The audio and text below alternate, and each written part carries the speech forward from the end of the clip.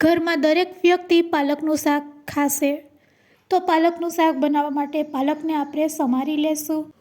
પછી તેને મીઠાવારી કરીને સાઈડમાં રાખી દેશું. હવે શાક વઘારવા માટે પેસ્ટ બનાવીશું. આદુ, મરચાં, લસણ, ડુંગળીની પેસ્ટ તૈયાર કરીશું. આવી અચકચરી પેસ્ટ તૈયાર કરશું. તે જ રીતે ટમેટાની પ્યુરી પણ રેડી કરી લેશું.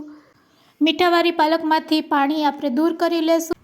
પાલકને મિક્સિંગ બાઉલમાં લઈ તેમાં આદુ, લસણ, ડુંગળીની પેસ્ટ, રૂટિંગ મસાલા એડ કરશું. અજમા એડ કરી ચણાનો લોટ તેમાં 2 ચમચી એડ કરશું અને આ રીતે ગોટા તૈયાર કરી લેશું. અહીંયા ગોટાને તળ્યા વગર આપણે તેને સ્ટીમ કરી લેશું. તો 5 મિનિટ માટે તેને આ રીતે કૂક કરી લેશું. તો અહીંયા ગોટા સરસ બફાઈ ગયા છે. ચાલો હવે શાક વઘારવા માટે કઢાઈમાં તેલ ગરમ કરીશું. જીરું નાખીશું, હિંગ નાખીશું.